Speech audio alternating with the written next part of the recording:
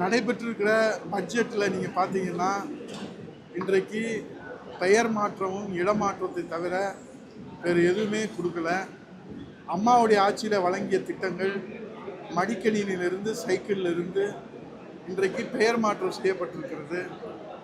ஆனால் தேர்தல் வாக்குறுதியில் அவர்கள் சொன்ன மகளிருக்கு 2500 ரூபாய், தேர்தல் வாக்குறுதியில் சொன்ன 6 சிலிண்டர்கள், தேர்தல் வாக்குறுதியில் சொன்ன அனைத்து பேருந்துகளிலும் கட்டணம் இல்லாத பயணம், தேர்தல் வாக்குறுதியிலே சொன்ன படித்த பட்டதாரி இளைஞர்களுக்கு 4000 ரூபாய் உள்ளிட்ட எந்த தேர்தல் வாக்குறுதியும் இந்த பட்ஜெட்டில் இடம்பெறவில்லை.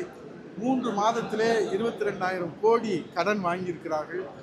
இந்த நிதியாண்டிலே 1,22,000 கோடி கடன் வாங்குவதற்கு இன்றைக்கு நிர்ணயித்திருக்கிறார்கள். பட்ஜெட்டில் நிதித்துறையுடைய செயலாளர் பெரும் மதிப்புக்குரிய சித்திக் IAS அவர்கள் 50 ஆண்டுகள் ஆனாலும் கடன் சுமையை குறைக்க முடியாது என்று ஒப்புதல் வாக்குமூலம் கொடுத்திருக்கிறார்கள்.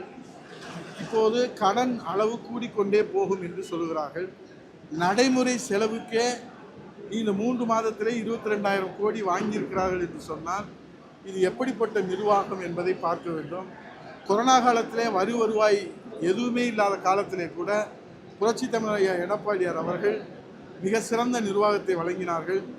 இன்றைக்கு கொரோனா காலம் என்றாலும் சரி, வெள்ள காலம் என்றாலும் சரி, புயல் காலம் என்றாலும் சரி, இந்த தாய் தமிழ்நாட்டு மக்களுக்கு ஒரு ரொட்டி துண்டு கூட கொடுக்காத விஜய் அவர்கள் இந்த தமிழ் மண்ணுக்காக, தமிழ் இனத்திற்காக, தமிழ்நாட்டுக்காக போராட்ட களத்திற்கே செல்லாத விஜய் அவர்கள், பட்டினி போராட்டம் என்றால் என்னவென்று அறியாத விஜய் அவர்கள் எந்த தியாகமும் செய்யாமல் இந்த நாட்டிலே முதலமைச்சராக வந்திருக்கிறார் என்று சொன்னால் அவருக்கு நடிக்க தெரிகிறது.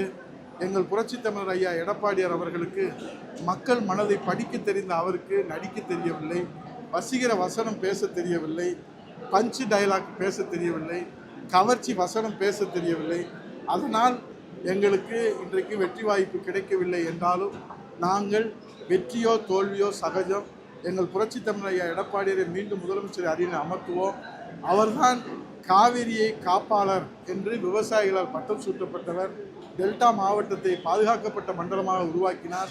50 ஆண்டு கால காவேரி பிரச்சனைக்கு தீர்வு கண்டார். நதிநீர் இணைப்பு, நடந்தாய்வாளி காவேரி திட்டம், குண்டாறு காவேரி இணைப்பு திட்டம், இப்படி பல்வேறு திட்டங்களை சிறப்பாக செய்தார். இதே தூத்துக்குடிக்கு அண்ணன் சண்முகநாதனும் இப்போது எங்களிடத்தில் இல்லை என்றாலும் பல சாதனை கூட்டுக்குடிநீர் திட்டத்தில் இருந்து பல சாதனை திட்டங்களை இந்த தூத்துக்குடி மாவட்டத்திற்கு வழங்கினார்கள். ஆகவே எதுவுமே செய்யாத, எந்த தியாகமே செய்யாத விஜய் அவர்களே இந்த நாட்டுக்கு முதலமைச்சராக வருகிற போது இந்த தன்னையே இந்த நாட்டுக்கு அர்ப்பணித்திருக்கிற தியாகத்தின் திருவுருவம் புரட்சி தமிழர் ஐயா எடப்பாடி அவருடைய தலைமையில் மீண்டும் அம்மா ஆட்சி மலர வேண்டும். அதற்காக இந்த அம்மா பேரவையினுடைய ஆலோசனை கூட்டம் சூளுரை ஏற்கப்பட்டது.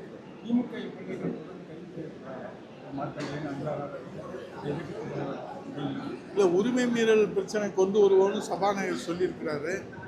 ஆகவே ஜனநாயகத்தில் விமர்சனங்களை எதிர்கொள்வதற்கு ஜனநாயக தலைவர்கள் தயாராக இருப்பார்கள், அரசியல் கட்சிகள் தயாராக இருப்பார்கள். பொதுவாக இது மாதிரி அவதூறு நிலைகளிலே வழக்கு தொடுப்பார்கள். ஆனால் இரவாக கைது செய்வது என்பது இப்போது புதிய நடைமுறையாக அரங்கேற்றப்பட்டு கொண்டிருக்கிறது. ஆனால் இப்படி அடக்குமுறையினாலே விமர்சனங்களை அடக்கி விடலாம் என்று விஜய்க்கு யாராவது ஆலோசனை கூறினால் அது தவறான ஆலோசனையாக அமையும்.